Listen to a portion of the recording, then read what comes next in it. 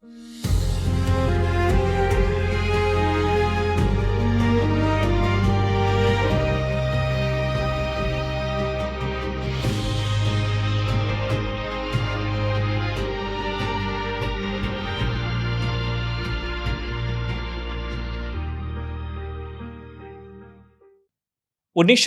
সালে প্রতিষ্ঠার পর ঢাকা মেডিকেল কলেজ আজ 81 বছর পদার্পণ করছে।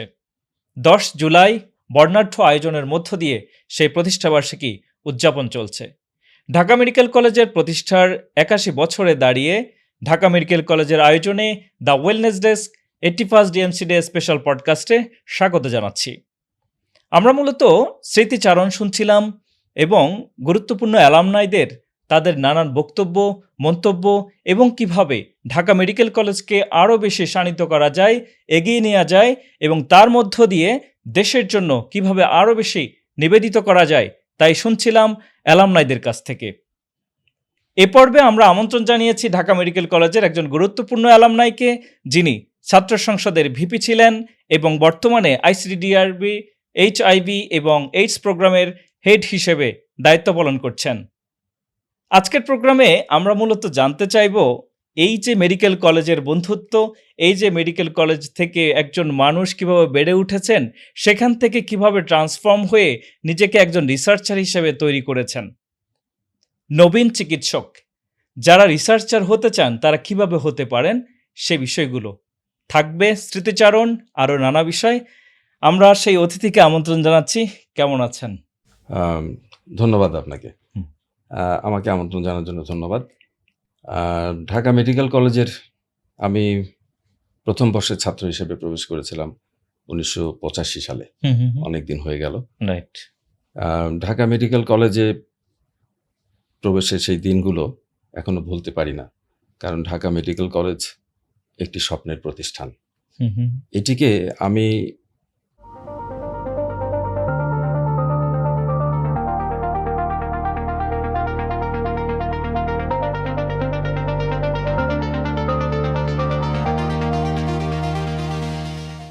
শুধু মেডিকেল কলেজ হিসেবে দেখি না, ঢাকা মেডিকেল কলেজের ভেতরে আমি সমগ্র বাংলাদেশকে খুঁজে পাই এবং খুঁজে পেয়েছিলাম।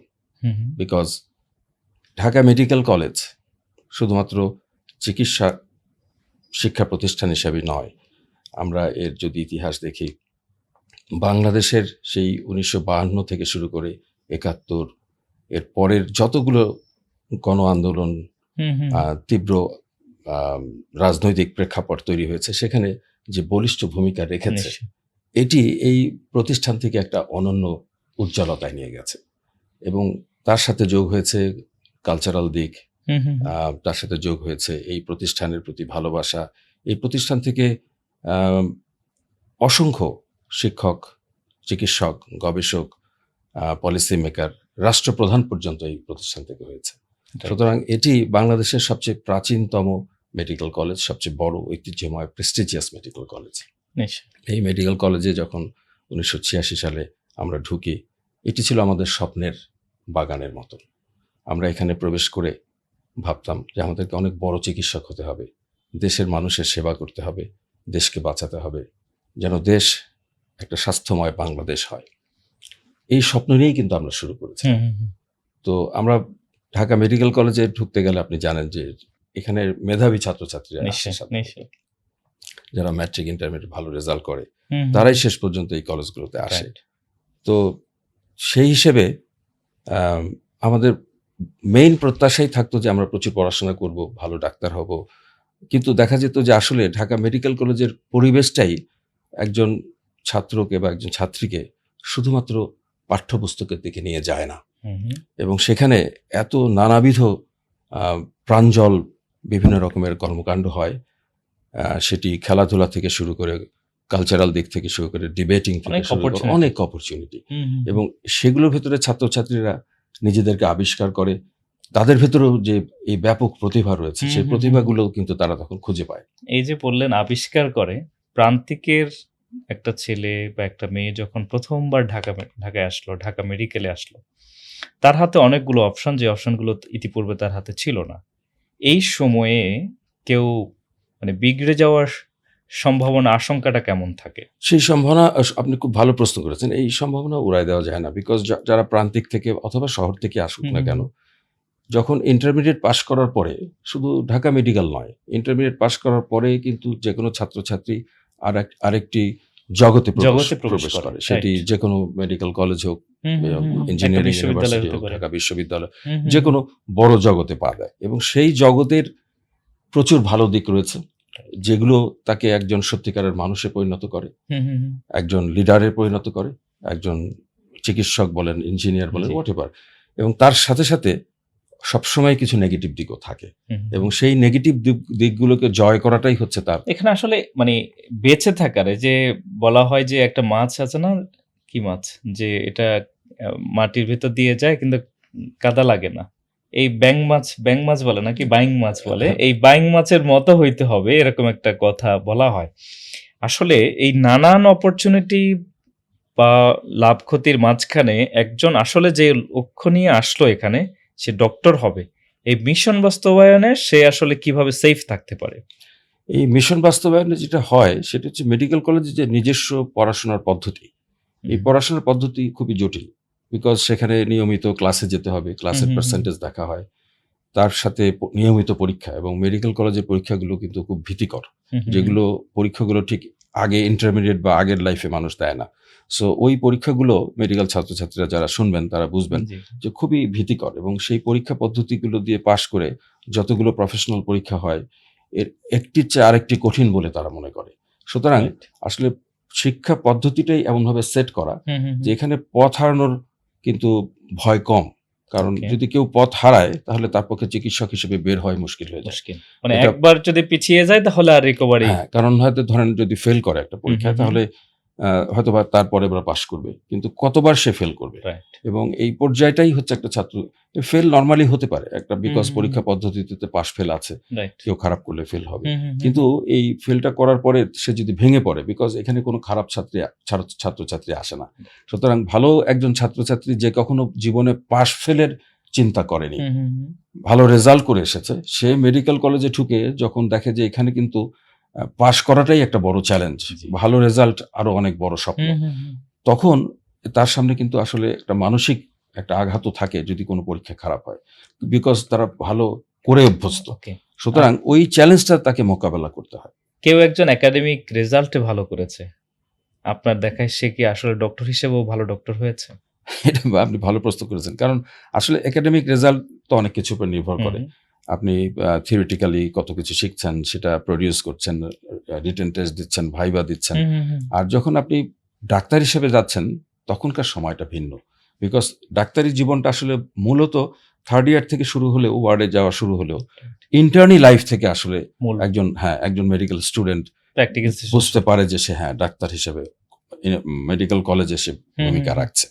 এবং এই বইয়ের জগৎ আর এদেশের স্বাস্থ্য ব্যবস্থার জগৎ, এই দুটো জগতের মধ্যে ব্যাপক ফারাক রয়েছে। বিশেষ করে আমার কাছে দুটো জায়গা আমি আপনাকে বলবো। একটি হচ্ছে যে আমাদের দেশে যে মেডিকেল সায়েন্সের বইগুলো কিন্তু সবই ওয়েস্টার্নাইজড বই, যেগুলো বড় বড় বই সেগুলো সবই বাইরের দেশের লেখা বই। আমাদের দেশের লেখা বইয়ের সংখ্যা খুবই কম, এটি ব্যাপক ভাবে এটা দরকার রয়েছে। সেই কারণে ওই বইতে যে থিওরিটিক্যাল জিনিসগুলো লেখা থাকে, যেভাবে রোগীকে প্রেজেন্ট করা থাকে, যেভাবে অসুখ বিসুখের কথা বলা থাকে, এটি যখন বাস্তব জীবনে ঢোকে তার সাথে অনেক কিছুর মিল আছে, আবার অনেক কিছুর মিল নাই। সুতরাং বাস্তব জীবনে এদেশের গরিব হতভাগ্য রোগী আমরা যাদের ঢাকা মেডিকেল কলেজের হসপিটালে পাই, সেখানে আমরা ধরেই নিতে পারি যে সাধারণত ইকোনমিক্যালি ডিসঅ্যাডভান্টেজ যারা, তাদের সংখ্যাটা বেশি। সুতরাং তাদের জীবনের যে মেডিকেল প্রবলেমটা নিয়ে তারা আসে, এটি একটা বায়োমেডিক্যাল প্রবলেম হিসেবে একজন ডাক্তার দেখছে, কিন্তু ওই মানুষটির জীবনের যে পেছনের অংশ, তার যে ইকোনমিক অবস্থা, তার যে সোশ্যাল অবস্থা, তার যে পারিবারিক অবস্থা, তার যে পকেটে একটি ট্যাবলেট কিনে খাওয়ার পয়সা নেই, এই থেকে শুরু তার কোনো হাইজিন জ্ঞানের অভাব আছে, এই যে সামগ্রিক একটা প্রেক্ষাপট, এই প্রেক্ষাপটে একজন রোগীকে আপনি তার শরীরে একটি রোগকে দেখতে পাচ্ছেন ঠিকই, কিন্তু এই রোগটি কেন তার শরীরে এলো এটি কিন্তু ডাক্তাররা আর হসপিটালে দেখার সুযোগ পায় না। ডাক্তাররা তখন ওই রোগীকে তাড়াতাড়ি সুস্থ করার প্রক্রিয়ার ভেতরে ঢোকে, সঠিক রোগ নির্ণয় এবং চিকিৎসা ব্যবস্থা দেওয়ার চেষ্টা করেন, কিন্তু যে জায়গাটিতে গ্যাপ রয়েছে যে এই রোগীটি আবারও এই রোগ নিয়ে ফেরত আসবে কিনা হসপিটালে, এটি আমরা নিশ্চিত করি না কখনো। অর্থাৎ আমরা মূলত কিউরেটিভ সায়েন্সের দিকে হসপিটালে বেশি কাজ করি। অর্থাৎ হসপিটালে আমরা রোগী তাকে ভর্তি কিভাবে হলে সুস্থ তাকে করা কিভাবে যায়। আমরা সুস্থ করব, কত তাড়াতাড়ি সে ভালো হবে, তাকে আমরা বাসায় পাঠাবো, এটা থেকে মূল লক্ষ্য। কিন্তু দেখেন ও তো আবারও ফেরত আসে, বিকজ ওর জীবনের অন্যান্য যে সমস্ত স্ট্রাকচারাল কারণ রয়েছে একটা রোগ হিসাবে। আমরা সবসময় বলি যে একটা হেলথ একটা বায়োমেডিক্যাল প্রবলেম আমার শরীরে আসতে পারে, কিন্তু this is the consequence of various other problems. সেখানে পলিটিক্যাল প্রবলেম, সোশ্যাল, আপনার রিলিজিয়াস, স্পিরিচুয়াল, বিহেভিয়ারাল, Right. অনেক কিছুর সন্নিবেশিত। হ্যাঁ, তো এখন ওই জায়গাগুলোতে কিন্তু হসপিটালগুলোতে আমরা কাজ করতে পারি না, কারণ প্রিভেন্টিভ সাইডে হসপিটালগুলোতে প্রিভেন্টিভ সাইডে কাজ করে না। হসপিটালের মূল লক্ষ্যই হচ্ছে কিউরেটিভ, বিকজ আপনার কাছে রোগী আসছে, Right. সুতরাং তাকে কিওর করতে হবে। রোগী যেন না আসে এইটা তো হসপিটালের কাজ না, বিকজ হসপিটাল মনে করে আমাকে কিওর করতে হবে। কিন্তু এই জায়গাটিতে আমাদের ওভারঅল হেলথ সিস্টেমসেই একটা দুর্বলতা রয়েছে। আমাদের হেলথ সিস্টেমস কিউরেটিভ, রিয়াক্টিভ, মানে Okay. হচ্ছে আপনি যখন অসুস্থ হলেন, রিয়াকশন হচ্ছে আপনি অসুখ, Right. আমরা আপনাকে চিকিৎসা দিচ্ছি। আমরা যদি প্রোঅ্যাক্টিভ হতাম, আমরা তাহলে প্রিভেন্টিভটাকে আরো জোর দিতাম। কিছু প্রিভেনশনের ইস্যুতে সাম্প্রতিক সংসদেও কিছু আলোচনা হয়েছে, প্রধানমন্ত্রী জি। এই বিষয়ে অ্যাড্রেস করেছেন। জি জি। আপনি তো একজন রিসার্চার, সেই জায়গা থেকে এইটাকে আপনারা কিভাবে দেখছেন? বাংলাদেশে ন্যাশনালি কোন ক্যাম্পেইন, বিশেষ করে এই ধরনের ক্ষেত্রে তো অ্যাওয়ারনেস ক্যাম্পেইন খুব প্রয়োজন প্রিভেনশনের জন্য। রিসার্চের জায়গা থেকে আপনি এটাকে কিভাবে দেখবেন? কিভাবে এটা সমাধান হতে পারে? কিভাবে মানুষ অ্যাওয়্যার হতে পারে, জি, প্রিভেন্ট জি। করতে পারে?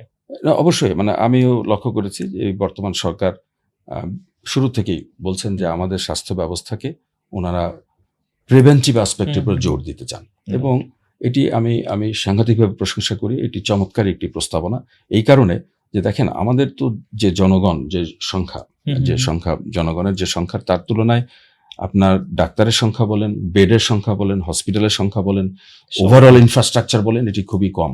এখন আমি যদি প্রিভেন্টিভ সাইডে জোর একেবারে না দেই, তাহলে আমার ঘরে ঘরে অসুখ বেঁধেই থাকবে, এবং এই অসুখের চাপ আমার হসপিটালের উপরে পড়বে। আমি আরো হাজারো হসপিটাল তৈরি করেও এই চাপ থেকে কিন্তু আমি রক্ষা করতে পারবো না। সেই কারণে আমার মনে হয় যে বর্তমান সরকারের যে চিন্তাটা, যে প্রিভেন্টিভ অ্যাসপেক্টকে জোর দেওয়া, এবং সেটা প্রাইমারি হেলথ কেয়ার সিস্টেম থেকে জোর দেওয়া, অর্থাৎ এটা আপনি টার্সিয়ারি লেভেলে জোর দেওয়ার কিছু নাই। টার্সিয়ারি লেভেলে তো মানুষ অনেক টার্সিয়ারি অসুখ নিয়ে আসে। সো আপনি যদি একেবারে প্রাইমারি হেলথ কেয়ার লেভেলে প্রিভেন্টিভ অ্যাসপেক্টকে জোর দিতে পারেন, তাহলে আমরা ধরেই নিতে পারি যে অনেক ইনফেকশাস ডিজিজ, এই যে লাইফস্টাইল, আমরা যখন আজকে নন কমিউনিকেবল ডিজিজের কথা বলি, হাইপারটেনশন, ডায়াবেটিস ইত্যাদি, এইগুলো কিন্তু লাইফস্টাইল জনিত ডিজিজ। সুতরাং এগুলো আমরা কিন্তু প্রমোট করতে পারি যে কোন ধরনের লাইফস্টাইলে আমাদের থাকা উচিত। ব্যাপক স্মোকিং আমাদের দেশে বিশাল প্রবলেম। আপনি দেখেন একটা সারা গ্লোবালি এখন অ্যান্টিবায়োটিক রেজিস্ট্যান্সের কথা আমরা শুনছি, যেটাকে গ্লোবাল প্যান্ডেমিক হিসাবে আসছে আমাদের সামনে। আপনি দেখবেন যে এই আমাদের দেশে এই অ্যান্টিবায়োটিকের ম্যাসিভ মিস ইউজ রয়েছে। এটি একটু অনেক বড় আলোচনা, আমি সেটা যাব না, কিন্তু এইগুলোর দিকে আমাদের জোর দিতে হবে। তার মানে আমার কাছে যেটি মনে হয় যে ডাক্তার দেরকে এবং স্বাস্থ্য ব্যবস্থাকে যেভাবে বলা হচ্ছে যে প্রিভেন্টিভ মুখী করে তোলা, এর অর্থ এই নয় যে কিউরেটিভকে আমি অবহেলা করি। না। So it's a combination of both. এতদিন প্রিভেন্টিভকে অবহেলা করা হয়েছে, এই অবহেলার জায়গা থেকে বের হয়ে আসতে হবে, এবং প্রিভেন্টিভকে যদি আপনি শক্তিশালী করতে চান, তাহলে আপনাকে 1 নম্বর কাজই হচ্ছে রিসার্চকে শক্তিশালী করতে হবে। কারণ আমরা আসলে প্রিভেন্টিভ এবং কিউরেটিভ দুটোর জন্যই রিসার্চ দরকার, ব্যাপক পরিমাণ রিসার্চ দরকার। কিন্তু আমাদের দেশের মানুষরা তাদের স্বাস্থ্য ব্যবস্থার যে জায়গাগুলো, কোথায় তারা পিছিয়ে আছে, কোথায় বুঝতে পারছে না, কোথায় তাদের নলেজের ঘাটতি আছে, তাদেরকে আমরা কি করব, এটি তো আসলে আপনি জাস্ট যা ভাবছেন তা করলে হবে না। এটি এভিডেন্স বেসড হওয়া উচিত। রিসার্চের মাধ্যমে ইউ গ্যাদার এক্সেলেন্ট এভিডেন্স, এবং সেই এভিডেন্স বেসড আপনি হেলথ সিস্টেমস তৈরি করেন। আমাদের আসলে কম রিসার্চ হওয়ার কারণ কি? মানে বাজেটের অভাব, নাকি আমাদের সাহসের অভাব, নাকি হচ্ছে আমাদেরকে আসলে ইন্সপিরেশনটা আমরা পাচ্ছি না কোন জায়গাটায়? আমি যেহেতু রিসার্চার, আমি একদম আমার মনের প্রশ্ন করেছেন আপনি, বিকজ দেখেন প্রথমত হচ্ছে যে রিসার্চকে আমরা সবসময় কম গুরুত্ব দিয়েছি। হিস্টোরিক্যালি আমরা রিসার্চে সরকারের পক্ষ থেকে খুবই কম অনুদান দেওয়া হয়। রিসার্চ মূলত বাংলাদেশে হয় বিদেশি ডোনারদের টাকায়। সুতরাং সেইখানে সবসময় একটা বাধা প্রতিবন্ধকতা থাকে, আপনি চাইলেই সব রিসার্চ করতে পারবেন না, টাকার অভাব রয়েছে। তারপরে আসেন যে রিসার্চার গড়ে তোলার যে প্রক্রিয়া, সেটি ব্যাপকভাবে আমাদের ইনফ্রাস্ট্রাকচারে এটা নাই। মনে হয় বেশি এটি অসুবিধা। ব্যাপক সমস্যা। মানে আপনি এমনও হতে পারে যে আপনি রিসার্চের টাকা দিলেন কিন্তু রিসার্চ করার মানুষ নাই। বিশেষ করে আমি যদি মেডিকেল রিসার্চের কথা বলি, তাহলে আমাদের শিক্ষা ব্যবস্থায় এমবিবিএস পর্যন্ত কাউকে রিসার্চার হিসেবে গড়ে ওঠার কোনো সুযোগ নাই, যেটি একটি ব্যাপক আমি মনে করি গ্যাপ হিসেবে আমি দেখতে চাই। আপনার জার্নিটা শুনতে চাই। আপনি যে মেডিকেল কলেজের পাশ করার পরে বিশেষ প্র্যাকটিসে না গিয়ে এই যে রিসার্চার হলেন, একজন নবীন চিকিৎসক সে রিসার্চার হতে চায়, তাকে আপনি কিভাবে গাইড করবেন? দেখেন, আসলে এই পথটা খুবই জটিল, খুবই কঠিন এই কারণে যে মেডিকেল কলেজে যখন কেউ ভর্তি হয় তখন তার প্রাইমারি লক্ষ্যই থাকে একজন চিকিৎসক হবে। এবং একজন চিকিৎসকের ডেফিনেশন হচ্ছে সে রোগীকে চিকিৎসা দেবে, রাইট। সে একজন ক্লিনিক্যাল ডক্টর। এবং সেখানে হয়তো বলতে দ্বিধা নেই যে একজন ক্লিনিক্যাল ডক্টর মানেই ধরে নেওয়া হয় যে সে ক্রমাগত একজন ভালো ক্লিনিশিয়ান হওয়ার পাশাপাশি তার ইকোনমিক অবস্থাও শক্তিশালী হবে। সেই কারণে হিস্ট্রিক্যালি আমরা দেখেছি যে ডাক্তাররা প্রিভেন্টিভ সাইডে আসতে আগ্রহী হয় না, তারা আসতে চায় না, বিকজ তারা মনে করে যে প্রিভেন্টিভ সাইডে যে তো রোগী দেখার সুযোগ নেই। সুতরাং এখানে একটা হয়তোবা মাসিক ফিক্সড স্যালারি বেসড কোনো ইনকাম করতে এর বেশি করা যাবে না। সুতরাং অনেকেই যে সেই কারণেই বিরত থাকে তা না, এটা তাদেরকে উৎসাহ দেওয়া হয় না। আমি অনেক মেডিকেল কলেজের ডাক্তারদের রিসার্চের উপরে অনেক ক্লাস নেই এবং সেখানে আমি দেখেছি যে অনেকদিন পরে তারা রিসার্চ সম্বন্ধে বুঝতে পেরে আফসোস করে যেন কেন আমরা ফার্স্ট ইয়ার থেকে রিসার্চের ব্যাপারে জানতে পারিনি, কেন আমরা বুঝতে পারিনি যে রিসার্চটা এত গুরুত্বপূর্ণ। দেখেন, আজকে আপনি একটা মেডিকেল জার্নালে আপনি যদি রিসার্চের বেসিক নলেজ আপনার না থাকে, আপনি একটা মেডিকেল জার্নাল পড়লে সেই জার্নালের অর্থ বুঝবেন না, মেসেজটা নিতে পারবেন না। সারা বিশ্বে সার্বক্ষণিকভাবেই কিন্তু মেডিকেল রিসার্চ বিভিন্ন পৃথিবীর অন্য দেশগুলোতে চলছে, নিত্য নতুন অনেক জ্ঞান আসছে, যার উপরে চিকিৎসা ব্যবস্থা বদলে যাচ্ছে, চিকিৎসা ব্যবস্থাপত্র বদলে যাচ্ছে, আপনার প্রোটোকল ট্রিটমেন্টগুলো বদলে যাচ্ছে। তো সুতরাং আপনি একজন চিকিৎসকের কাছ থেকে একজন চিকিৎসকের যে একদম নিশ্চিত গবেষক হতে হবে তা না, কিন্তু চিকিৎসককে অবশ্যই মেথোডোলজিক্যাল নলেজ তার থাকতে হবে।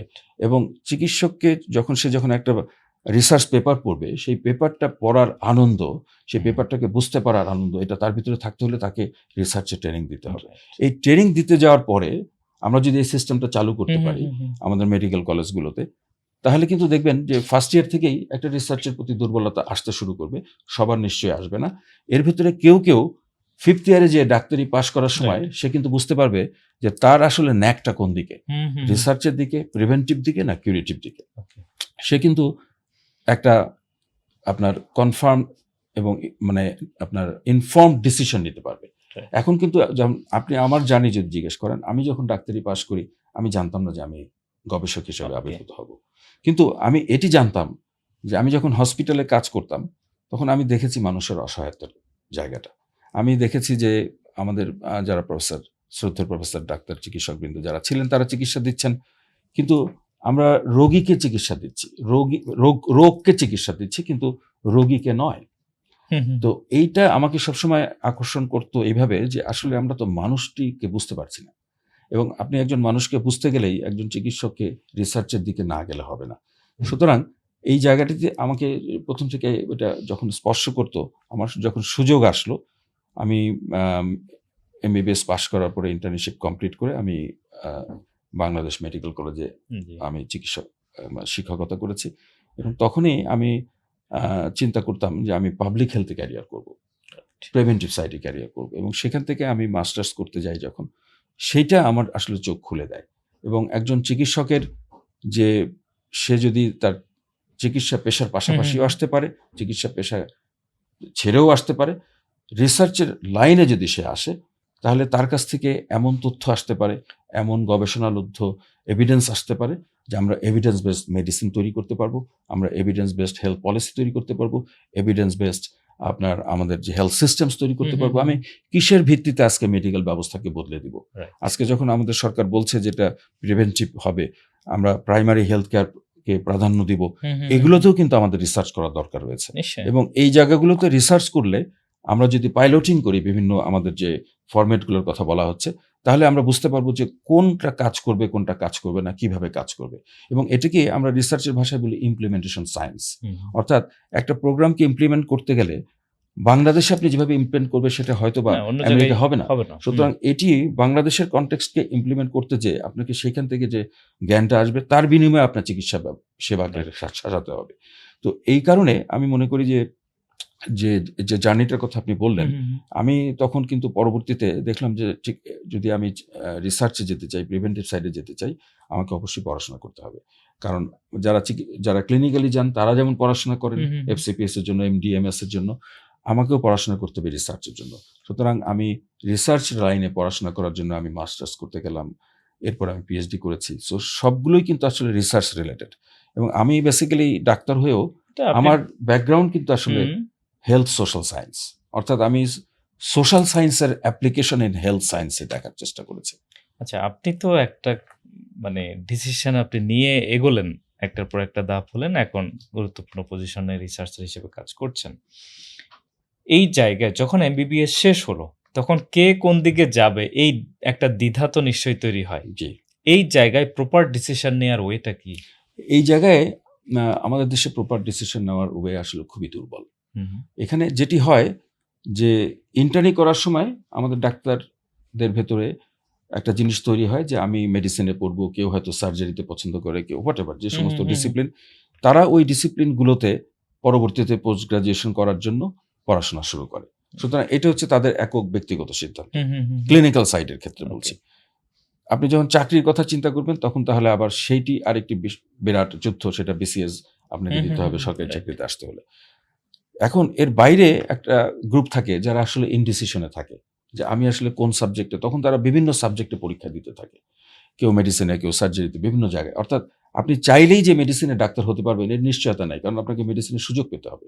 তার মানে দেখা যাচ্ছে একজন চিকিৎসক তার চয়েসগুলোকে ব্রডার করে রাখে যে শেষ পর্যন্ত যে পোস্ট গ্রাজুয়েশন সে সুযোগ পাবে সেটাতে সে পড়াশোনা করবে। কিন্তু দেখেন এই পুরো আপনার স্পেকট্রামের ভেতরে আপনি কিন্তু রিসার্চার হওয়ার জন্য অথবা প্রিভেন্টিভ সাইডে যাওয়ার জন্য ওরকম ভাবে আসলে সিদ্ধান্ত নেওয়ার সুযোগ নেই। মানে এখানে কোনো মানে রিশিডিউলিং এর কোনো নতুন ভাবে চিন্তা করার কোনো বিষয় আছে কি? হ্যাঁ আছে, বিকজ আমাদের তো একটা কমিউনিটি মেডিসিন সাবজেক্ট আছে যেটা ফোর্থ ইয়ার থেকে পড়ানো হয়, যেটি কিন্তু আসলে চিকিৎসকদেরকে দেখানো হয় যে কমিউনিটির সেবা তারা কিভাবে করবে, এবং কমিউনিটিকে বাদ দিয়ে চিকিৎসা ব্যবস্থা তৈরি করা যায় না। সবাই আপনার হসপিটাল পর্যন্ত আসতে পারে না, কারণ আমার কমিউনিটিতে বিভিন্ন রোগ ছড়িয়ে ছিটিয়ে থাকে। সুতরাং সেইখান থেকে কমিউনিটি মেডিসিন সাবজেক্টটা জন্ম, এবং ওইখান থেকে কিন্তু একজন চিকিৎসক চাইলে সে তখন থেকে চিন্তা করতে পারে সে কি প্রিভেন্টিভ সাইডে যেতে চায় কিনা। এখন প্রিভেন্টিভ সাইডে যেতে চাইলে প্রিভেন্টিভ সাইডে পড়াশোনা করার স্কোপও বাংলাদেশে আছে, এখানে বিভিন্ন রকমের মাস্টার ডিগ্রি করার সুযোগ আছে পাবলিক হেলথে। তো সুতরাং যাওয়ার সুযোগ আছে, কিন্তু যেটি হয় যে একজন চিকিৎসক খুব ইনফর্ম ডিসিশন নিতে পারে না, আপনি যেমনটি বলেছেন যে ইনডিসিশনে ভোগে, এবং ওইখানে তখন বাসা বাঁধে ওই জায়গাটি যে আমি কি আসলে প্রিভেন্টিভ সাইডে যে অর্থনৈতিকভাবে কি আমি স্বাবলম্বী হতে পারবো কিনা। এই সময় তো মানে যখন তার পড়াশোনা শেষ তখন তো নানান এক্সপেকটেশন শুরু। আচ্ছা, এই জায়গায় একটা প্রশ্ন একটু করি, সেটা হচ্ছে যখন আমরা এই মেডিকেল কলেজে আসলাম, আমাদের শিক্ষকদের সাথে আমাদের চলাফেরা হচ্ছে, বন্ধুদের সাথে চলাফেরা হচ্ছে, এই ধরনের ডিসিশনের ক্ষেত্রে আমরা কার শরণাপন্ন হতে পারি? কে আমার বেশি বন্ধু হিসাবে এখানে ভূমিকা পালন করতে পারে? এখানে আপনার শিক্ষকরা তো অবশ্যই, কারণ ফর এক্সাম্পল আপনার প্রত্যেকটি সাবজেক্টই খুব সম্মানিত শিক্ষকরা রয়েছেন, তারা প্রত্যেকে জ্ঞানী, তারা যথেষ্ট সমসাময়িক বিষয় সম্বন্ধে জ্ঞান রাখেন, সেখানে তারা যেতে পারেন আমাদের ছাত্রছাত্রীরা। এরপরে ইন্টারেস্টিং হচ্ছে যে এই যে অ্যালামনাইয়ের কথা বলেছেন, বা অ্যালামনাই ছাড়াও অন্য মেডিকেল কলেজের বড় ভাইরা আছেন, সুতরাং এক একজন বড় ভাই হয়তো এক এক দিকে তারা এস্টাবলিশ হয়েছেন।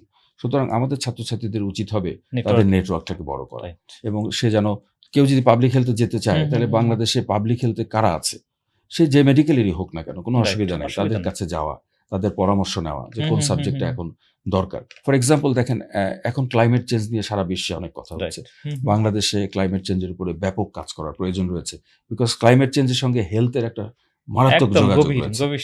এই যে জায়গাটা, এইটাতে ক্লাইমেট চেঞ্জে তাহলে পাবলিক হেলথে যারা কাজ করছেন ক্লাইমেট চেঞ্জ এবং হেলথ নিয়ে, তাদের সাথে যারা ক্লাইমেট চেঞ্জ নিয়ে ইন্টারেস্টেড তারা যদি কথা বলেন, তাদের কিন্তু অনেকগুলো দিগন্ত উন্মোচিত হবে। তারা বুঝতে পারবে যে কোন ধরনের সাবজেক্টে তাদের পড়াশোনা করা উচিত, বিদেশে পড়াশোনা করতে গেলে কোন ইউনিভার্সিটিগুলোতে অ্যাপ্লাই করতে হবে, বাংলাদেশে বা কোথায় অ্যাপ্লাই করতে হবে। অর্থাৎ অ্যালামনাইরা এখানে বিশেষ ভূমিকা রাখতে পারে ডেফিনেটলি, বাট অ্যালামনাইদেরকে অ্যাপ্রোচ করার, রিচ করার কোনো টেকনিক আপনি তাদেরকে শেখাবেন কিনা?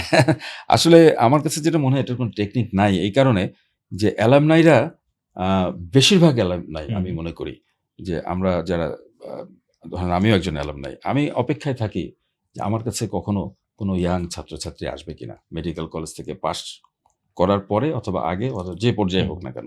এবং আমার মনে পড়ে না যে আমি অনেককে হয়তো আমি আ আপনার অ্যাপয়েন্টমেন্ট দিতে পারি ব্যস্ততার হুম, কারণে। হুম, হুম, কিন্তু হুম, যদি মেডিকেল কলেজের কোনো ইয়াং ছাত্রছাত্রী আসতে চায়, যারা তাদের ক্যারিয়ার নিয়ে কথা বলতে চায়, আমি সবসময় আমার দ্বার তাদের জন্য উন্মোচিত। এবং না, আমার এটা মনে হয় এটা যে হয় কেমন? এটা ধরেন আপনি অ্যালামনাই খুবই হিসাবে আপনার রিসার্চে আগ্রহী হয়ে আপনাকে নক করছে, এইরকম কেমন পান? সংখ্যা কম। কম। হ্যাঁ, এটা সংখ্যা কম। এটা এটার নিশ্চয়ই কারণ হচ্ছে সে সে অ্যালামনাইটাকে জানে না। ইউজ করতে হ্যাঁ, এটা মানে আসলে হুম, দুটো কারণ হতে পারে। একটা হচ্ছে যে সে হয়তো আমার সম্বন্ধে জানে না, আমার হুম, কাছে হুম, আসতে হুম, হবে। হুম, হুম, আর অথবা এই বুদ্ধিটি তার মাথায় আসে নাই আসে নাই। যে তার কাছে যাওয়া যেতে পারে। সে হয়তো এখনকার দিনে যেহেতু আপনি জানেন এআই এর যুগ, রাইট। সো আপনার ইন্টারনেটের যুগ। সে হয়তো মনে করছে যে এখান থেকে আমি যাবতীয় জিনিস জেনে যেতে পারবো। হয়তো মানুষকে হুম, বিরক্ত হুম। করার দরকার নেই। কিন্তু আসলে তো এটা বিরক্ত না। এটা আমরা এক্সপেরিয়েন্স তো এর একটা চাই বিষয় থাকে। এক্সপেরিয়েন্স এর একটা বিষয় থাকে। হুম, আমি আমার জীবনে যা ফেস করেছি, যা শিখেছি এটি যদি আমি আমার জুনিয়র কাউকে বলতে পারি, আমার মনে হয় শুধু আমি না, আমাদের প্রত্যেকটি সিনিয়র ভাইরা যারা আছেন, শুধু ঢাকা মেডিকেল কলেজ নয়, যেকোনো মেডিকেল কলেজে। এটি আমাদের স্বপ্নের জায়গা। কারণ একজন জুনিয়র আসলে আমি যদি তাকে কিছু কথা বলতে পারি, যে কথাগুলো নিশ্চয়ই। তার জীবনকে সাজাতে পারবে। এর থেকে আমার মনে হয় ঠিক একজন রোগীকে ভালো করলে যে আনন্দ হুম, লাগে, হুম, হুম, ঠিক হুম, হুম। একই আনন্দ হবে বলে আমি মনে করি। আপনার সুতরাং অনেক ছোট তাদেরকে ভাই আছে। আপনি ছাত্র সংসদের ভিপি ছিলেন। সেই সময়টাকে কেমন ফিল করেন?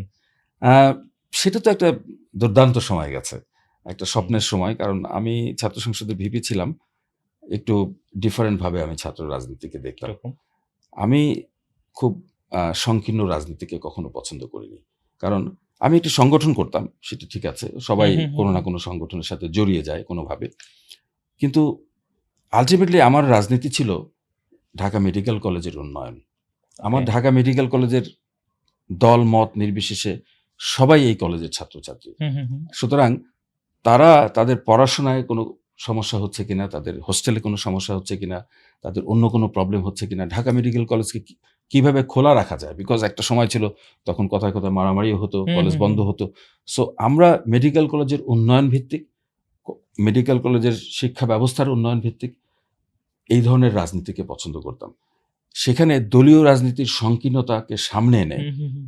নিজেদের ভিতরে সম্পর্ক খারাপ করা এবং আমি ছাত্রদল করতাম। এর অর্থ এই নয় যে যারা অন্য সংগঠন করত, তাদেরকে আমি ছোট চোখে আপনার দেখব অন্য অথবা হেয় দলের করব। মধ্যে বন্ধু কেমন? আমার অন্য দলে বন্ধুর সংখ্যা বেশি ছিল। ওকে। কারণ হচ্ছে যে এটিই প্রয়োজন। আ আমার রাজনৈতিক দর্শন আলাদা হতে পারে। হুম, হুম, হুম, হুম। এটিতে দোষের কিছু নাই। আরেকজনের আরেকটি দর্শন থাকতে পারে। কিন্তু এই দর্শন যেন আমাদের সম্পর্কের ভেতরে বাধা হিসেবে না দাঁড়ায়। মেডিকেলে দর্শন আসলে একজন মানুষের মধ্যে কিভাবে গ্রো করে? বিশেষ করে মেডিকেলে তো অনেক ব্যস্ত থাকেন, অনেক ধরনের প্রভাবও থাকে। এখানে একজন মানুষ মানবিক হওয়ার একটা দর্শন থাকে। একই সাথে ভালো চিকিৎসক হওয়ার দর্শন। এরকম নানান দর্শন তো থাকে। মেডিকেলে আপনার কোন, কোন দর্শনগুলো বেশি দেখেন? আমি তো মনে করি যে মানুষের সেবার উপরে আর কোনো দর্শন থাকতে পারে না। হুম, এটি প্রধানতম এবং ১ নম্বর দর্শন হওয়া উচিত। রাইট। এবং এটি যদি কারো দর্শন হয়, তাহলে সে রাজনৈতিকভাবে কোন দর্শনের কে ফলো করে, এটি খুবই গৌণ বিষয় হয়ে যায়। হুম, হুম, হুম। কারণ দিনের শেষে আমি যে দর্শনেই বিশ্বাস করি না কেন, আমার প্রাইম দর্শন যদি হয় রোগীর কল্যাণ, স্বাস্থ্য ব্যবস্থার কল্যাণ, হুম, হুম, দেশের হুম, হুম। উন্নয়ন, আমি কিন্তু আর অন্য কোনো কিছুকে নিয়ে ভাবব না। আমি কোনো নোংরামির ভেতরে যাব না, আমি মারামারির ভেতরে যাব না, আমি দলাদলির ভেতরে যাব না। আমার কাছে একটি দল, সেটি Dhaka medical college. Dhaka right. Medical কলেজের উন্নয়ন, আমার চিকিৎসা এবং রোগীদের উন্নয়ন। হুম, হুম, আমি হুম। মনে করি যে যারা আমাদের যারা আছেন ওই সময়টার কথা আমার মনে হয় যে এটিই বেশি ছিল আমাদের ভেতর। যার জন্য কে কোন দল করত আমরা সেটিতে কখনো বিশ্বাস করিনি। আমরা সবসময় মনে করতাম যে না আমরা বন্ধু এবং আমরা সবাই দিনের শেষে যখন একটা ওয়ার্ডে যাই, ওই রোগী কিন্তু কোন দল করে সেটা আমরা দেখি না। রাইট। ওই রোগী একজন রোগী হুম, এবং হুম, তার হুম। সেবা করতে হবে। ওই রোগীও জানে না আমি কোন দল করি। রাইট। সুতরাং দেখেন আপনি রোগীর সামনে দাঁড়ালে সমস্ত দল ধূলিসাৎ। সেখানে একটিই থাকে, সেটি হচ্ছে রোগীর কল্যাণ। রাইট। এবং রোগীর কল্যাণ রোগীর কোনো ক্ষতি না করে, রোগীকে এক্সপ্লয়েট না করে, রোগীর প্রতি সর্বত্র যা করা সম্ভব আমার পক্ষে, সেটুকু আমাকে নিশ্চিত করে কাজ করতে আমরা তো হবে। অনেক সময় একটা গ্রুপ ওয়ার্ক করে পড়ি। মেডিকেলেও নিশ্চয়ই আপনাদের এই ধরনের গ্রুপ সার্কেল ছিল, একাডেমিক সার্কেল। এই সার্কেল চয়েসের ক্ষেত্রে বিশেষ কোনো আপনারা কিভাবে করতেন এই সার্কেল এটি আসলে চয়েসটা? তো বিভিন্নভাবে হতো আসলে। হুম, আপনার ধরেন আম অনেক সময় দেখা যেত যে একটা ভালো ছাত্রকে কেন্দ্র করে বা ভালো ছাত্রীকে কেন্দ্র করে একটা সার্কেল তৈরি হতো। বিকজ হুম, সবাই হুম। তার কাছ থেকে শিখতে চাইতো। বিকজ সে প্রচুর পড়াশোনা করে। তার সাথে ১ ঘন্টা বসলে আমি অনেক কিছু শিখতে পারবো। এরকমভাবে একটা সার্কেল হতো। আবার আরেকটা সার্কেল দেখা যেত যে না অত ভালো ছাত্রছাত্রীর কাছে গেলে তার মতো করে শেখা মুশকিল হবে। সুতরাং মাঝারি গোছের কেউ হুম, থাকলে হুম, আমরা হুম। একসাথে। অনেকে রুমমেটরা মিলে একটা সার্কেল তৈরি করত। রাইট। অনেক সময় সংগঠনও ভেতরেও সার্কেল হতো। আবার ক্রস সংগঠনও সার্কেল হুম, হতো। হুম, হুম, হুম। আমার মনে পড়ে যে আমি সবচেয়ে বেশি অনেক সময় সাহায্য নিতাম, তারা কিন্তু আমার সংগঠনের ছিল না। তারা অন্য সংগঠন করত। জি। সুতরাং সাংগঠনিক জায়গাটি কখনো এই জায়গাতে বাধা হয়ে হুম, হুম, আসেনি। হুম, হুম, হুম। বরং এখানে আসতো যে কার সাথে কথা বললে, কার সাথে গ্রুপে পড়াশোনা করলে আমি আমি বেনিফিটেড কমফোর্ট হতে ফিল পারি। করব, রাইট। আমি বেনিফিটেড হব, হুম, হুম, সে হুম, হুম। আমাকে শেখাবে। সুতরাং আমার কাছে ওইগুলো মনে হতো যে মেডিকেল কলেজের ছাত্র জীবনে বেশি প্রভাবিত করত। মেডিকেল কলেজে প্রেম ছিল? মেডিকেল কলেজে প্রেম ছিল না। প্রেম ছিল না, প্রেমের সুযোগ ছিল। কারণ হ্যাঁ। যেহেতু আমি ছাত্রনেতা ছিলাম। কিন্তু মেডিকেল কলেজে একটি বিশেষ কারণে আমি প্রেমে জড়াইনি। সেটি হচ্ছে ওকে। আমাকে বলা হয়েছিল যে, "প্রেমে জড়ালে ছাত্রছাত্রীদের ভোট কিন্তু পাওয়া যাবে না।" আচ্ছা। সুতরাং আসলে তা আপনার একদিকে পড়াশোনা, আরেকদিকে রাজনীতি করতেই সময় হুম, চলে গেছে। আপনার এই যে এক্সট্রা কারিকুলার নানান এক্টিভিটিজ এর গল্প শুনেছি মানুষের কাছ থেকে। আপনি ভালো কবিতা লিখেন। লিখতাম। জি, জি। তো এই কবিতা লেখার শুরু নিশ্চয়ই প্রেম থেকে না? না, কবিতা লেখাটা আসলে একটু অন্যরকম। সেটা হচ্ছে যে কবিতা আমি একটু একটু আগে থেকেই লিখতাম মেডিকেল কলেজে যাওয়ার হুম, আগে হুম, থেকে। হুম। তো মেডিকেল কলেজে যাওয়ার পরে ওখানে যেটা হলো যে নবীনবরণ অনুষ্ঠান হবে। তো নবীনবরণ অনুষ্ঠানে আমার মনে হলো যে একটা আমি কবিতা হুম, পড়ব। হুম, হুম। এবং আমি যেহেতু নিজে কবিতা লিখতাম, সুতরাং আমার মনে হলো যে আমার কবিতাটাই আমি আমার লিখি। নিজের কবিতাই পড়া উচিত। এবং সেটি যেহেতু নবীনবরণ সুতরাং তখন আপনার প্রেমে জড়িয়ে না গেলেও হুম, প্রেম হুম। কিন্তু আপনাকে সবসময় তাড়া করে ফিরত। রাইট। সুতরাং কবিতাটা অটোমেটিক প্রেমের কবিতা হয়ে গেল। তো ওকে। সেই থেকে কবিতার প্রতি একটা আকর্ষণ তো ছিলই। কিন্তু সেই সময় কিন্তু এরশাদ বিরোধী, স্বৈরাচার বিরোধী একটা সময় আমরা পার করেছি। ব্যাপক আপনার আন্দোলনের সেই ভেতর দিয়ে। কবিতা কি এখনো মনে আছে তো নাকি? সেই কবিতা এখন আর মনে নাই। আচ্ছা, নবীন বরণের কবিতা মনে নাই। আচ্ছা তবে যাক। এরশাদ বিরোধী অনেক কবিতা আমাকে লিখতে হয়েছে। বিকজ সেই হুম, সময় আমরা যারা রাজনীতি করতাম আমাদের কাছ থেকে মানুষ আ বক্তৃতায় কবিতাও শুনতে চাইত। এবং এরশাদ বিরোধী ওই সময়টা ভিতর থেকে আপনার স্বৈর শাসনের বিরুদ্ধে কবিতা জেগে উঠত। তো সুতরাং প্রেম এবং রাজনীতি দুটোকে নিয়েই আমি কবিতা লিখেছি আমার ছাত্র জীবনে এবং আমি অনেক সময়ও এর পেছনে ব্যয় করেছি আসলে। আচ্ছা এইখানে এই যে ডক্টরদের ক্ষেত্রে সাধারণত একজন ডক্টর আরেকজন ডক্টরই বিয়ে করছেন। এটাই বেশি। এইটার পজিটিভ নেগেটিভ কোনো বিষয়ে অবজারভেশন আপনার কি আছে কিনা? না, এটি তো দেখেন এটাই বিয়ের ব্যাপারটা তো একান্তই ব্যক্তিগত। হুম, হুম, হুম, তবে হুম। একজন চিকিৎসক আমরা দেখেছি যে আমাদের ছাত্র জীবনে অনেক সময় এই প্রেমগুলো হতো। জুনিয়র, সিনিয়রে, সেম ইয়ারে হতো এবং তারা অনেকেই পরবর্তীতে বিয়ে পর্যন্ত করেছেন। হুম, হুম, সুতরাং হুম, হুম। এবং তারা অনেকেই খুব সুখে শান্তিতে বসবাস করছেন। সো এটিকে এই ব্যাপারে আমার খুব বেশি কিছু বলার নেই। এই কারণে যে এটি একান্ত ব্যক্তিগত সিদ্ধান্ত এবং এটা এটিকে পেশাগত আমি সহায়ক হয় কিনা? এটা পেশাগত সহায়ক হয় বলে আমার হয়তো ধারণা। এজন্যই হ্যাঁ, এই হ্যাঁ। ইয়েটা এটা বেশি অবশ্যই হয়। কারণ হচ্ছে যে একজন ডাক্তারকে ডাক্তার যেহেতু আসলে ফ্যামিলিতে শেষ পর্যন্ত সময় খুব কম হুম, দেয়। হুম, হুম, খুব হুম। ব্যস্ত থাকে বাইরের রাইট। রোগী নিয়ে। তো ওয়াইফ যদি নন ডাক্তার হয় বা হাসব্যান্ড যদি নন ডাক্তার হয় হুম, তাহলে হুম, হুম। হয়তো তাইলে বোঝাপড়ার টাইমের সমস্যা গ্যাপটা হতে হয়। পারে। গ্যাপ টাইম নিয়ে ম্যাচিংটা নাও হতে পারে। কিন্তু ২ জনই চিকিৎসক হলে এটি হয়তো ২ জন দুজনকে বুঝবে। কিন্তু হুম, হুম, এটির হুম, একটি হুম। নেগেটিভ দিক হচ্ছে সেই পরিবারের সন্তানরা কিন্তু ২ জনই সাফার দুজনেই করবে যে বাবা-মা দুজনই পাচ্ছে না। খুবই ব্যস্ত। তাদেরকে পাওয়াই মুশকিল। সো এটার এটার কোনো নেগেটিভ দিক। ম্যানেজমেন্ট এটার ম্যানেজমেন্টটা কিভাবে এইটা তো হচ্ছে আসলে? আ সেই কাপলকে সে হাসব্যান্ড ওয়াইফকেই ব্যবস্থা নিতে হবে। কারণ হুম, হুম, হুম। সন্তানকে সময় দেওয়ার বিকল্প নাই।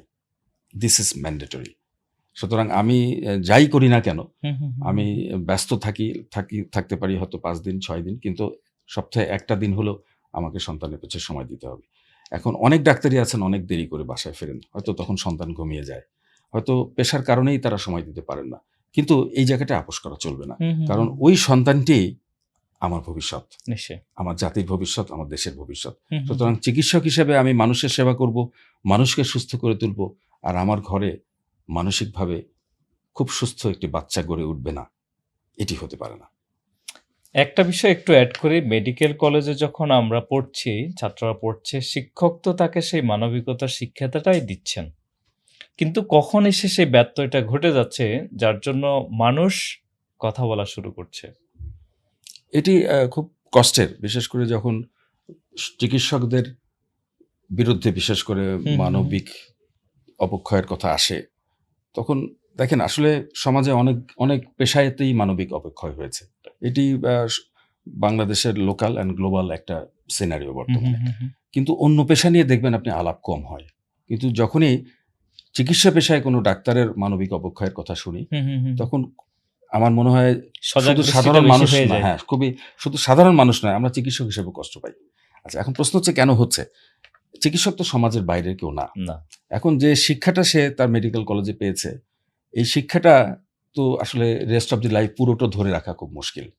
এবং আমাদের দেশে এই ব্যবস্থাও নাই যে আমাদের যারা চিকিৎসক হয়ে যখন প্র্যাকটিস জীবনে চলে যাচ্ছে, তাদের উপরে কিন্তু আর আমাদের কারো কোনো কন্ট্রোল নাই। হুম, হুম, তারা কে কিভাবে চাকরি করছে, কে কি ধরনের প্র্যাকটিস করছে, প্র্যাকটিসের ভিতরে ম্যাল প্র্যাকটিস আছে কিনা, এবং এগুলো হলে তাদেরকে শাস্তি দেওয়ার ব্যবস্থা, এগুলোও কিন্তু আমাদের দেশে খুব দুর্বল।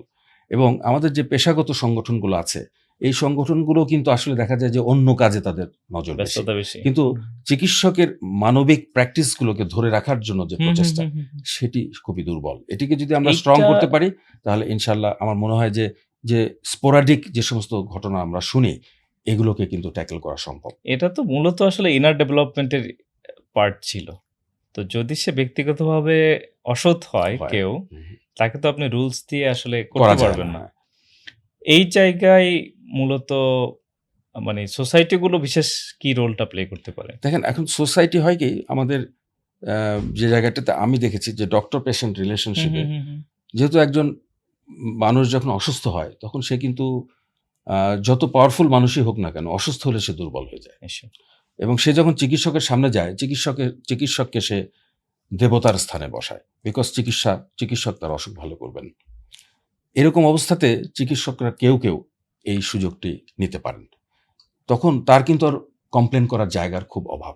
এবং কমপ্লেন করেও হয়তোবা সে প্রতিকার পায় না। হুম, হুম, হুম। এই জায়গাগুলোতে যদি আমরা সিস্টেম বাংলাদেশে ডেভেলপ করতে পারি, যে যারা রোগী রয়েছেন, তাদের আপনার কমপ্লেনের জায়গা থাকবে এবং এই কমপ্লেনগুলো সঠিকভাবে হ্যান্ডেল করা হবে। হুম, হুম। সুতরাং যদি কোনো চিকিৎসক মানসিকভাবে তার আগের থেকেই যদি এই ধরনের প্রবণতা থাকে, এই সংখ্যা হয়তো খুবই বেশি হবে না, খুবই কম হবে। তাদেরকে আইডেন্টিফাই করে তাদেরকে যথাযথ এদেরকে যদি কাউন্সেলিং এর আওতায় কাউন্সেলিং এর আনতে আওতায় চায়, আনতে হবে। কারা আনতে পারে? কোন এটা অথরিটি আনতে পারে? দেখেন, এটা তো অনেকগুলো আমাদের বাংলাদেশে অনেকগুলো প্রতিষ্ঠান রয়েছে। আমি যদি আপনার বাংলাদেশ মেডিকেল অ্যাসোসিয়েশনের কথা বলি, মেডিকেল অ্যান্ড ডেন্টাল কাউন্সিল রয়েছে। এই ধরনের অনেকগুলো হুম, হুম, জায়গা হুম। বিসিপিএস রয়েছে। সুতরাং আমরা করতে চাইলে করতে পারবো। রাইট। কিন্তু আমরা করতে চাওয়ার সেই চিন্তাটা আমাদের ভেতরে নেই। এবং আমরা অনেক সময় দেখা যায় যে এই অমানবিক কর্মকাণ্ডের সাথে কেউ জড়িত হলে সেটাকে ঢেকে রাখার চেষ্টা করি। কেউ কমপ্লেইন করলে তার সাথে হয়তোবা অন্য কোনোভাবে রফা-দফা করার চেষ্টা করি। কিন্তু চিকিৎসককে কাঠগড়ায় দাঁড় করাই না। আমি চিকিৎসকের প্রতি যে মানে আপনার নেগেটিভ দৃষ্টিভঙ্গি থেকে বলছি তা হুম, হুম, নয়। হুম, হুম। আমি চিকিৎসক যেকোনো মানুষই আপনার অমানবিক কর্মকাণ্ডে জড়িত হলে তাকে কাঠগড়ায় আসতে হবে। চিকিৎসক তার ব্যতিক্রম নয়। সুতরাং হুম। তাকেও আমাকে চিন্তা করতে হবে কিভাবে আনা যায়। অবশ্যই তার ভিতরে যে মানবিক দিক, সেটাকে জাগ্রত করার প্রচেষ্টা আমার থাকতে হবে দেশে, স্বাস্থ্য ব্যবস্থায়। নিশ্চয়ই। চিকিৎসকের জবাবদিহিতা নিশ্চিত করতে হবে। কিন্তু আরেকটি কথা আমি এর সাথে আপনাকে বলতে চাই যে, আমাদের দেশে বেশ কিছুদিন ধরে আমরা দেখছি চিকিৎসকরা কিন্তু বিভিন্নভাবে নিগৃহীত হন। হুম, হুম, হুম। বিনা কারণে চিকিৎসকের দোষ নেই, এরকম চিকিৎসকও কিন্তু শারীরিকভাবে নির্যাতিত হচ্ছেন। ইদানিংকালে আমরা বহু ঘটনা দেখেছি, আগেও দেখেছি। হুম, হুম, হুম। এটিকেও কিন্তু শক্ত হাতে দমন করতে হবে। কারণ আপনার একটা ব্রিজ ভেঙে গেলে আপনি তো ইঞ্জিনিয়ারকে মারতে যান না। না, না। এখন একজন চিকিৎসক ইচ্ছা করে একজন রোগীকে কখনো মৃত্যুমুখে ঠেলে দেন না। হ্যাঁ, হতে পারে তার হয়তো কোনো গাফিলতি থাকতে পারে, ভুল বোঝা থাকতে পারে, ভুল ডায়াগনোসিস থাকতে পারে। কিন্তু এর অর্থ এই না যে আপনি চিকিৎসককে শারীরিকভাবে নির্যাতিত করবেন, আইন নিজের হাতে তুলে নেবেন। এই জায়গাটিতে যদি আইন শক্ত থাকতো, এবং এখানে আসলে চিকিৎসকের নিরাপত্তা আমাদেরকে দিতে হবে। তাহলে চিকিৎসকরাও কিন্তু একটা পর্যায়ে চিকিৎসা দেওয়ার ক্ষেত্রে আগ্রহ হারায় আগ্রহ ফেলবে। হারাবে। এবং এই ঘটনা ঘটছে। ইতিপূর্বে আমরা দেখেছি যে ট্রেন বা কোথাও যখন কোনো একটা ইমার্জেন্সি সিচুয়েশন হয়, তখন উপস্থিত ডক্টর তার সামর্থ্যের মধ্যে যা কিছু আছে তা দিয়ে কিন্তু নিবেদিত হন। এবং রিসেন্ট কিছু আ আ ডিজিটালে আমরা পাচ্ছি যে ডক্টর আসলে ভয় পাচ্ছেন যে সে স্টেপ নেবে কিনা। হ্যাঁ? এই ধরনের ঘটনাগুলো আছে। যাই হোক। একটা বিষয় একটু আপনি টাচ করেছেন ছোট করে, এটা হচ্ছে এই আমাদের যে ডায়াগনোসিসের পার্টটা। আপনি আইসিডিডিআরবিতে আছেন, আইসিডিডিআরবির ডায়াগনোসিস স্ট্যান্ডার্ডটা একরকম। এই স্ট্যান্ডার্ডটা আমাদের দেশে অন্য হসপিটালগুলো কেন পারছে না? অন্য মেডিকেল কলেজগুলো কেন পারছে না? এই জায়গাটা কি মনে হয়? দেখেন এইটা ডায়াগনোসিসের জায়গাটাতে আমরা একটু পিছিয়ে আছি হুম। বাংলাদেশে, এবং এই পিছিয়ে থাকার বহুবিধ কারণ রয়েছে। আপনি যদি ইনফ্রাস্ট্রাকচারের কারণ চিন্তা করেন, অর্থাৎ একটা ডায়াগনস্টিক ল্যাবে যে ধরনের আপনার ল্যাব ফ্যাসিলিটিস থাকা দরকার, হুম, হুম, ইনস্ট্রুমেন্ট হুম, থাকা হুম, দরকার, রিয়েজেন্ট থাকা দরকার, রাইট। সেই জায়গাগুলোতে একটা ব্যাপক ঘাটতি রয়েছে। আপনি দেখবেন যে কিছুদিন আগেই আমরা শুনলাম যে একটা ভালো মাইক্রোস্কোপ ঢাকা মেডিকেল কলেজে দেওয়া হয়েছে এত বছর পরে। যেখানে আরো বহু আগে হুম, এটা হুম, থাকা হুম, উচিত ছিল। হুম। তার মানে আমাদের ডায়াগনস্টিক ল্যাবগুলো, সরকারি ল্যাবগুলো কিন্তু দুর্বল হয়ে গেছে। কারণ এর পেছনে হয়তো অনেকে অন্যভাবে নিতে পারেন। কিন্তু এর পেছনে কারণ সরকারি ল্যাবগুলো শক্তিশালী হলে বাইরের প্রাইভেট ল্যাবগুলো ঠিকমতো চলবে না। কারণ সরকারি ল্যাবে আপনি অনেক অল্প টাকায় হুম, হুম, চমৎকার হুম, আপনি হুম, হুম। রেজাল্ট দিতে পারবেন। রাইট। বাইরের ল্যাবগুলো, যেগুলো ব্যাঙের ছাতার মতো গজিয়ে উঠেছে, হাতে গোনা কিছু ল্যাব ছাড়া, সেগুলোতে আসলে কোয়ালিটি কন্ট্রোলের মেকানিজম খুবই দুর্বল। হুম, হুম, হুম। সেখানে রিয়েজেন্টের কোয়ালিটি খারাপ, সেখানে ইনস্ট্রুমেন্ট খারাপ, এবং হিউম্যান রিসোর্স যেটা আপনি ল্যাব, এক্সপার্টাইজ হ্যাঁ, নাই। হুম। ল্যাব এক্সপার্টিসটা কিন্তু আমাদের ডেভেলপ করতে হবে। সেই ল্যাব এক্সপার্টিস ডেভেলপের পেছনে সেখানেও আমাদের কিন্তু পরিকল্পনার অভাব রয়েছে, হুম, হুম, হুম। সেখানে প্রচেষ্টার অভাব রয়েছে। সুতরাং এটি একটি বিষয় না, অনেকগুলো কমপ্লেক্স ফ্যাক্টরের, এবং এই কারণে কিন্তু আপনি লক্ষ্য করবেন যে ল্যাব ডায়াগনোসিস যদি ভুল হয়, রাইট। একজন চিকিৎসকের সবই, পক্ষে সবই। কিন্তু সঠিক রোগ নির্ণয় করা নাই। সম্ভব হবে না। এবং এই রোগ নির্ণয় করতে ব্যর্থ হলে সবই এই ক্ষতি। রোগীগুলো সব কিন্তু আপনার পার্শ্ববর্তী দেশে চলে যায়, হুম। এবং চলে যাওয়ার পরে তারা তখন আমাদের দেশের ল্যাবের রিপোর্ট বলে ভুল। ভুল। এটা আপনি শুনবেন কমন প্রবলেম। হ্যাঁ, হ্যাঁ, কমন তো এই প্রবলেম। কমন প্রবলেমটা আমরা জানি, কিন্তু আমরা আমাদের ল্যাবের ব্যবস্থাকে উন্নত করতে পারছি না। আচ্ছা, আপনারা অ্যালামনাইরা, ঢাকা মেডিকেলের অ্যালামনাইরা এখন নানান পদবিতে আছেন, গুরুত্বপূর্ণ পজিশনে আছেন।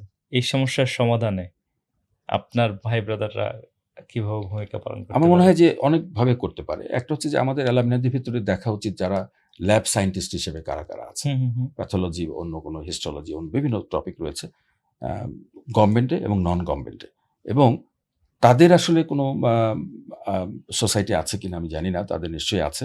তো এই আচ্ছা। সোসাইটিগুলোর একসাথে এখন কাজ করা দরকার, এবং তাদের শুধুমাত্র এই বাৎসরিক একটা আমি গেট কনফারেন্স করলাম, টুগেদার। এটার ভিতরে সীমাবদ্ধ থাকলে হবে না।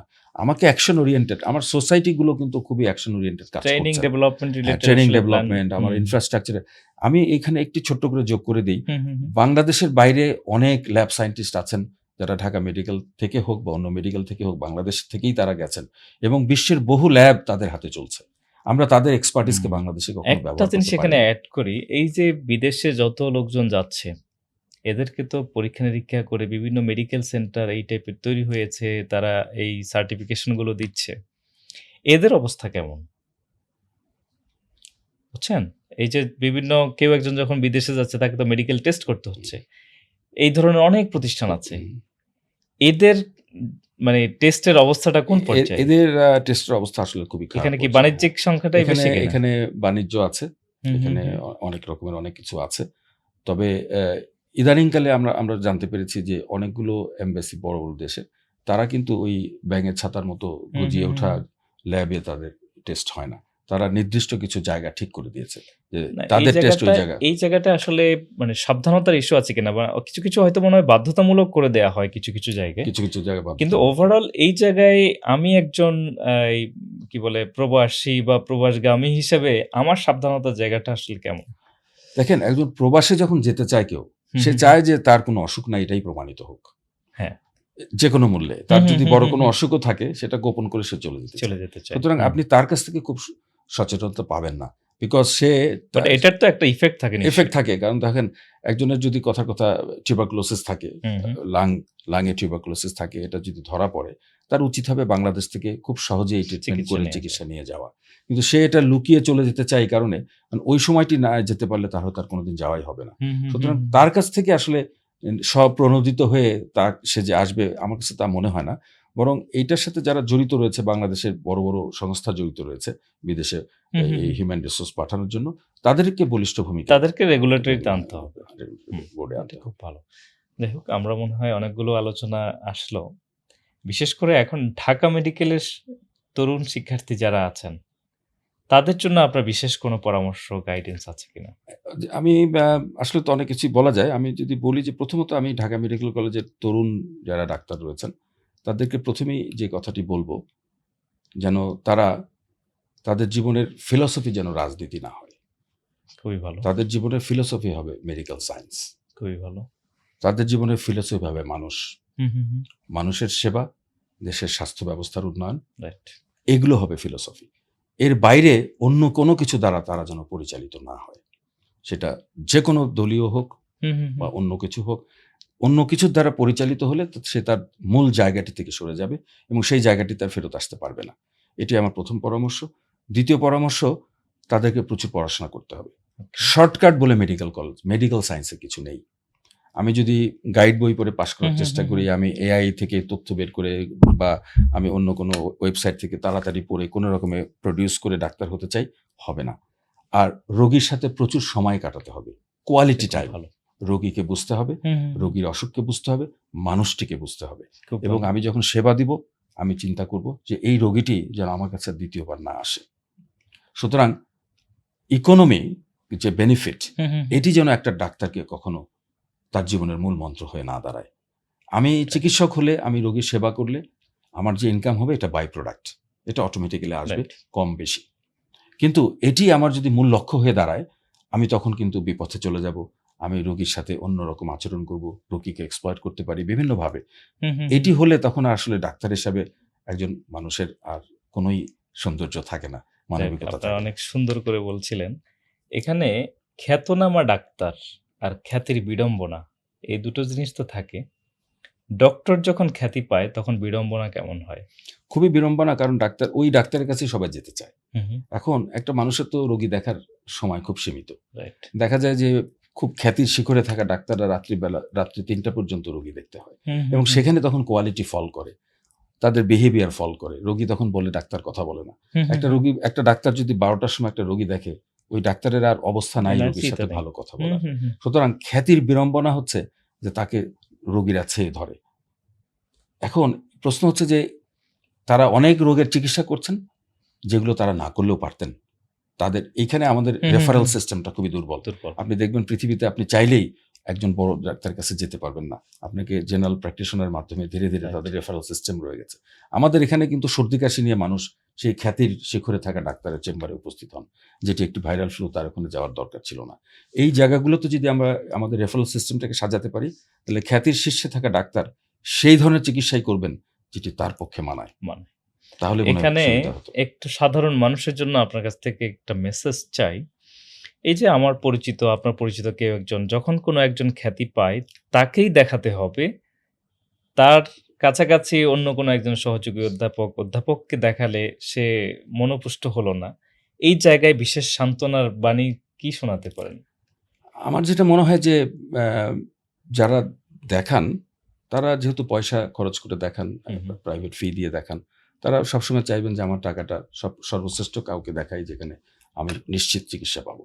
তাদেরকে যেটি বলার দরকার রয়েছে হুম, হুম, হুম। যে আসলে আ এখানে যারা পোস্ট গ্র্যাজুয়েশন করেন, এই ডাক্তারদের ভিতরে সবারই একটা স্ট্যান্ডার্ড আছে। নিশ্চয়ই। যারা মেক্সিমাম রোগের ট্রিটমেন্ট দিতে পারবেন এবং একজন পোস্ট গ্র্যাজুয়েশন করা ডাক্তার বয়সের সাথে, সাথে, সময়ের সাথে, সাথে স্কিলড সে হয়ে কিন্তু ওঠে। স্কিলড হয়ে যায়। সুতরাং এখানে আপনার ভয় পাওয়ার কোনো কারণ নাই। কারণ আপনি যদি মেডিকেল কলেজের আউটডোর গুলোতে যান, সেখানে কিন্তু একজন এমবিবিএস করা মেডিকেল অফিসার ট্রিটমেন্ট দিচ্ছেন এবং তার ট্রিটমেন্ট অনেক সুন্দর।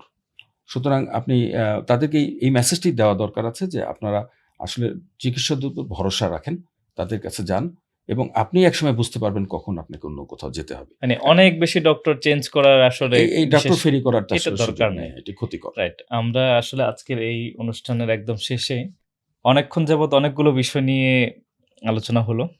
আপনার ছোট জুনিয়র যারা আছেন তাদের জন্য নানান পরামর্শ হলো। সাধারণ মানুষের জন্য নানান আলোচনা হলো। তারা কিভাবে আসলে অ্যাওয়্যার থাকতে পারে। প্রিভেনশন নিয়ে আলোচনা হয়েছে। ধন্যবাদ আপনাকে। বেশ কিছু আলোচনা হয়েছে। শেষ করতে চাই আপনার স্বরচিত কোনো একটা কবিতা দিয়ে। শোনাবেন কিনা? খুব ছোট করে তাহলে শোনাই। হুম, হুম, হুম। এটি একটি রাজনৈতিক কবিতা। ওকে। আম আশা করি ভালো লাগবে। ইদানিং সবই বোঝো। প্রলম্বিত অবসরে প্রেম, অধিকার, ষড়যন্ত্র, কৌশল বোঝো। রাতের নির্বাচন, গুম, খুন, ক্রসফায়ার বোঝো। সাইবার নিরাপত্তা আইন বোঝো। বাংলাদেশ ব্যাংকের রিজার্ভ চুরি বোঝো। পদ্মা সেতু, মেট্রো রেল, কর্ণফুলী টানেলও বোঝো। শাপলা চত্বর, শাহবাগ বোঝো। ওহে ফ্যাসিবাদ, তুমি শুধু মানুষ বোঝো না। ধন্যবাদ। বাহ! এ কিন্তু খুব সুন্দর হয়েছে। এই মানে একটা ফ্যাসিবাদকে সংজ্ঞায়িত করার জন্য একটা কবিতা যথেষ্ট আশা করে। খুব ভালো। Thank you. আপনার এই প্রতিভা কিন্তু আপনার জুনিয়রদের কাছ থেকে শুনেছি। ঠিক আছে? খুব আপনার ভালো। সেই ইয়ে তো প্রতিভার শেষ হয়েছে তো? সেই প্রতিভার একটা প্রেজেন্টেশন হচ্ছে এই। খুব সুন্দর। Thank you. Thank you. আপনার এই কবিতা আশা করি স্মরণীয় হয়ে থাকবে। বিশেষ করে ফ্যাসিবাদ বিরোধী যেই আন্দোলন, ফ্যাসিবাদের যে অবস্থান, সেই ফ্যাসিবাদের একটা ব্যাখ্যা এই ছোট্ট একটা কবিতা। এবং খুব সুন্দরভাবে সেই ফ্যাসিবাদ ফুটে উঠেছে। তাদের ধরন, তাদের নেচার এই জায়গার এটুকুর মধ্যে আশা করি ক্লিয়ার হয়ে যাবে। এবং এই লেখনীটা আপনার যে এই সুনামটা আমরা শুনছিলাম, আপনার জুনিয়র যাদের সাথে পরিচয় হয়েছে, তারা যেই লেখনীর সুনাম করেছেন, আমার কাছে মনে হয়েছে তারা খুব যথার্থই সুনাম করেছেন এবং আপনার এই যে নতুন প্রজন্মের কাছে, নতুন প্রজন্মের মেডিকেল শিক্ষার্থীদের কাছে আপনার আবার একটু পরিচিত হওয়ার যে সুযোগ অ্যালামনাই তৈরি করে দিয়েছে, আমার কাছে মনে হয় আপনি সেই প্রজন্মের কাছে পরিচিত হয়ে যাবেন একজন ধন্যবাদ। সেই সময়ের কবি হিসেবে। দর্শক, আমরা এতক্ষণ ছিলাম ডক্টর শরফুল ইসলাম খান পপি, যিনি হচ্ছে ঢাকা মেডিকেল কলেজ অ্যালামনাই অ্যাসোসিয়েশনের একজন গুরুত্বপূর্ণ অ্যালামনাই এবং ঢাকা মেডিকেল কলেজ ছাত্র সংসদের সাবেক ভিপি, বর্তমানে আইসিডিডিআরবির এইচআইভি অ্যান্ড এইডস প্রোগ্রামের যিনি হেড হিসেবে কর্মরত আছেন এবং সিনিয়র সায়েন্টিস্ট হিসেবে কর্মরত আছেন। ঢাকা মেডিকেল কলেজের ইতিহাস ছোট করে আমরা শুনেছি, ঢাকা মেডিকেল কলেজের ছাত্র রাজনীতি শুনেছি, ঢাকা মেডিকেল কলেজে বা অন্যান্য মেডিকেল কলেজে একজন ছাত্র কিভাবে নিজেকে গড়ে তুলতে পারে, অনেক কিছু, অনেক প্রতিবন্ধকতার মধ্য দিয়েও কিভাবে সে তার নিজ লক্ষ্যে পৌঁছাতে পারে, এই নানান বিষয় আমরা শুনলাম কিভাবে একজন চিকিৎসক নিজেকে গড়ে তুলতে পারে, নিজেকে তার লক্ষ্যে পৌঁছাতে পারে এবং মানুষের জন্য নিবেদিত করতে পারে। সাথে শুনলাম ক্রিয়েটিভ নানান কাজে অংশগ্রহণ করেও কিভাবে ভালো করা যায়, একটা একাডেমিক পর্যায় শেষে কিভাবে নির্দিষ্ট জোনে নির্দিষ্ট একটা লক্ষ্য নিয়ে এগিয়ে নেওয়া যায়, স্পেশালি কেউ যখন রিসার্চার হতে চায় কিভাবে রিসার্চার হতে পারে, তার সেই লক্ষ্যে পৌঁছানোর জন্য কি ভূমিকা রাখতে পারে, কারা ভূমিকা রাখতে পারে, কাদের কাছে যেতে পারেন, এই নানা বিষয়। এবং একই সাথে আমরা একটা কবিতাও শুনলাম। অ্যালামনাইদের সবাইকে আবারও শুভেচ্ছা জানিয়ে আজকের পডকাস্ট এ পর্যন্ত। ভালো থাকুন।